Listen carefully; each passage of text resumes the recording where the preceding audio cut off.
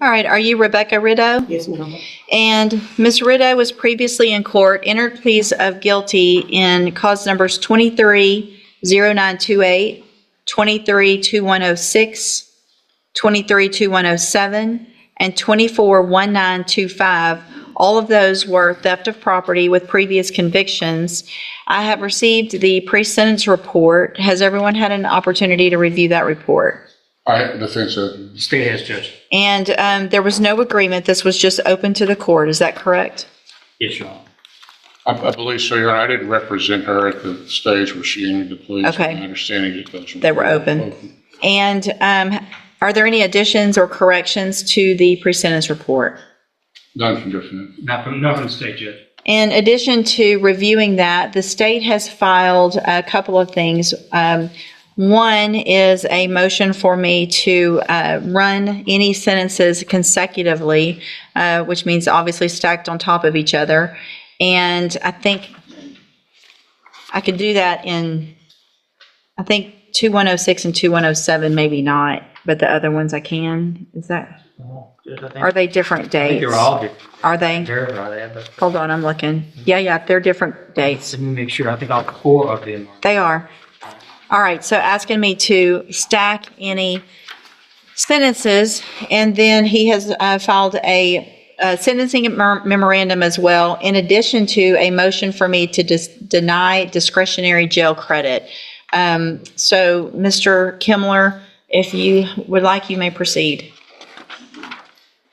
Your Honor, I would just note that that seems to be an aberrant practice as far as its harshness that the state is attempting to exert on this defendant. And I don't know that it stands out from the queue of other cases before this court to deserve such treatment, but it is what it is. I would just observe, first of all, regarding the state's posture on consecutive sentence and the denial of discretionary jail credit.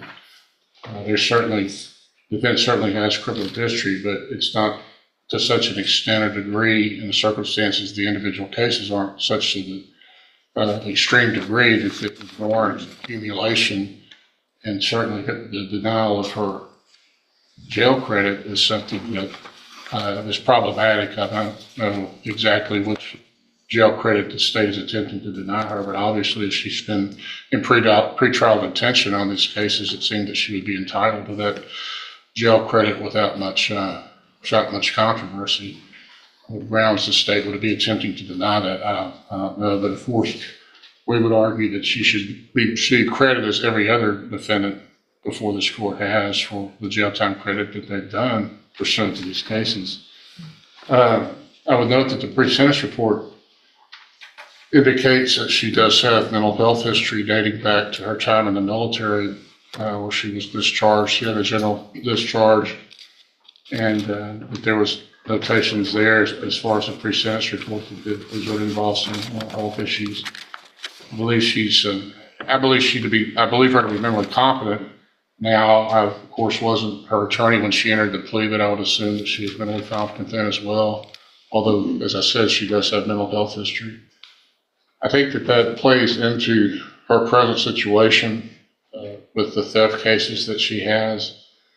You would note in the pre-sentence report where it's indicated that she was unable to afford the mental health treatment and the pharmacological remedies that are provided through prescriptions, and that she was self-medicating and had turned to theft in an attempt to maintain funds necessary to self-medicate.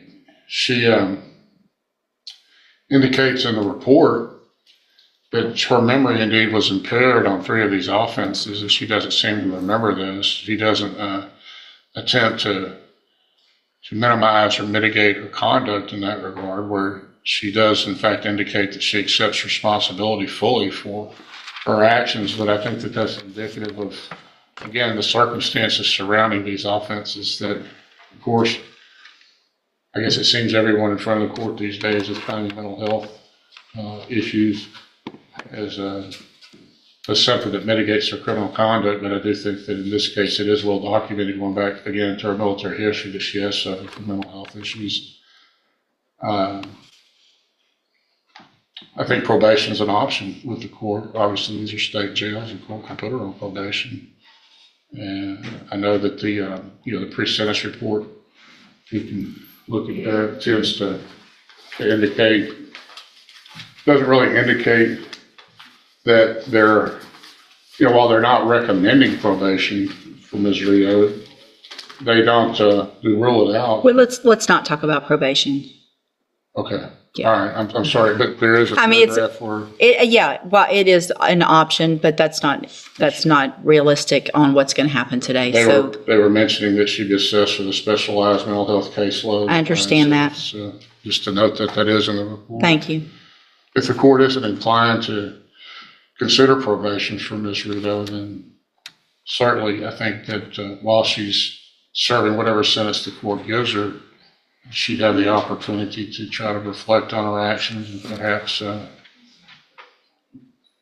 reassess those, where she is with this. And as far as addressing her mental health issues when she gets out, that she'll be able to do that and maintain her law-abiding lifestyle. She has maintained employment, I think 3 years for the city of Beaumont, if you will. Is that right, Ms. Rito?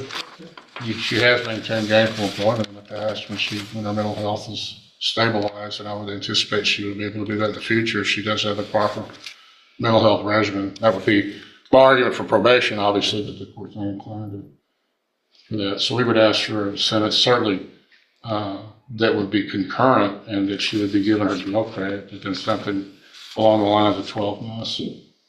State jail. Thank you. Do you want to address the court? Well, I just want to say that I do apologize to the court, and I apologize to Martin.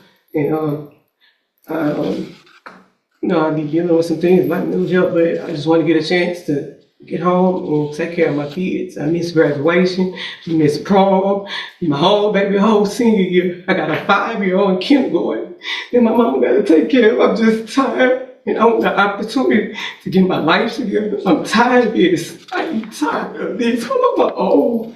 I miss my daughter's graduation. She spoke at Westbrook graduation. I was not there.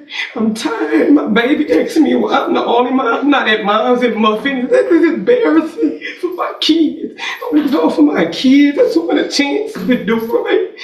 Mama, thank you. I want to thank you. Sure.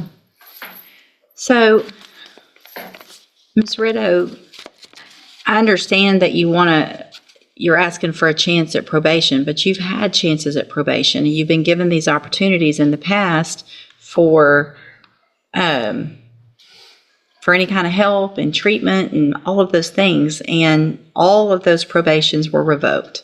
And you've had 5 felony probations revoked, 2 at one time, 3 at the other time. So I understand that they were kind of clumped together, but still, after those, all for thefts, you're here for, there was a robbery that you got some time for in 21, and then you're here now on 4 more theft cases. And so, I mean, it's unfortunate and it's sad for your family, but no one put you here but yourself. Mr. Judge, you Coleman, I know what you're... you've essentially hit the things that I want to hit. That in addition to what I put in my sentencing memo, I won't belabor that, Judge. The only thing I would add is she says she's tired of this. I tell you who else is tired of this. It's our local store owners and business owners who are tired of people just walking in and taking what they want from them. She stole from a sporting goods store, from JCPenney, from another clothing store on a couple of occasions. They're tired of it too, Judge. Same old song.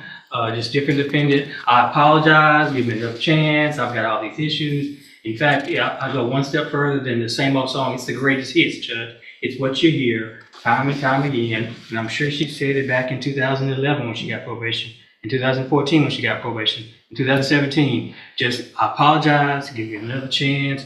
I've got these issues. Judge, if ever there's a case to consider denying her the discretionary jail credit under the Code of Criminal Procedure, this is the case. And it's my understanding with regard to that. I know it's kind of, it's just Problematic. well, I don't say it's problematic, but I can't give the max and do that. that's my understanding. That's your understanding. Yes, that's it in a nutshell, Judge. And I just say this is a case of that to be considered. And I also say this is the appropriate case to accumulate her for her sentence, Judge.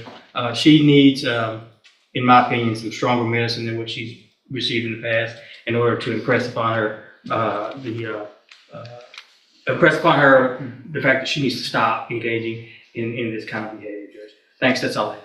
Thank you. I would just argue from the standpoint of equal protection as far as the other defendants listed. Well, so here's, What- speak up so she can hear. I would argue from the standpoint of equal protection of laws, Your Honor. What distinguishes her from the other defendants that have been before this court who are similarly situated with similar criminal histories? Well, here's Who where, have- I'm okay. sorry. Here's where I am on this. I don't disagree with Mr. Coleman. I appreciate that he's gone out and tried to figure out some stronger things to do on some of these cases where we are stuck with state jail felonies. I've been very frustrated with that in the past. I don't know that this is the one to start with either necessarily, but it's not going to be out of the realm of possibility, depending on someone's criminal history, what their prior sentences were, and I don't fully disagree that this isn't one of them. I'm not going to do that this time, but I do appreciate the thought that went into this and don't necessarily disagree that there's going to be a time that this might happen, including to you if you continue to do what you've been doing for your whole life. Because if you're back in here after today on a theft, I can assure you that Mr. Coleman will remind me what he asked me to do that I didn't do. And I will on that. Do you understand? So if you want to be there for your kids, then you got to figure out something other than stealing. I'm going to find in all of your cases that you entered your pleas of guilty freely and voluntarily. In cause number 23, DCCR 0928, find you guilty of the state jail felony of theft of property. Sentence you to a term of 24 months in the state jail prison. You will receive credit on that sentence for any time that you've been in custody that the law gives you the right to receive. Cause number 23, DCCR 2106, find sufficient evidence to find you guilty and at this time find you guilty of theft of property. Sentence you to 24 months in the state jail prison. You will receive credit on that sentence for any time that you've been in custody that the law gives you the right to receive. Cause number 23, DCCR 2107, find sufficient evidence to find you guilty and at this time find you guilty of theft of property. Sentence you to a term of 24 months in the state jail prison. You will receive credit on that sentence for any time that you've been in custody that the law gives you the right to receive. Cause number 24, DCCR 1925, find sufficient evidence to find you guilty and at this time find you guilty of theft of property. Sentence you to a term of 24 months in the state jail prison. You will also receive credit on that sentence for any time that you've been in custody that the law gives you the right to receive. These cases, I am going to run them concurrently, which means together at the same time. Part of the reason I did the 24 months is because I'm going to see that when you come back, that this is the max on a state jail felony you can get. So next time, whoever's here, if it's me or someone else, is going to see that you have progressively gotten worse, your sentences have gotten worse, and when someone like Mr. Coleman files something asking that these run consecutive or that we deny credit, that's likely to happen. I'm handing you in all four of your cases the trial court certifications. These show that these were not agreements, and so you have not waived your right to appeal. You can talk to Mr. Kimler about that. I have also handed you a written admonishment regarding your ineligibility to possess a firearm or ammunition. Because of the judgments entered against you, possession of a firearm or ammunition could lead to charges against you. Firearm is a legal term, and you should read the written admonishment I provide you to see what devices qualify as a firearm. If you have questions about the laws that make you ineligible to possess a firearm or ammunition or about how long that lasts, you can talk to Mr. Kimler. Good luck to you, ma'am. You can go back with the bailiff. Thank you for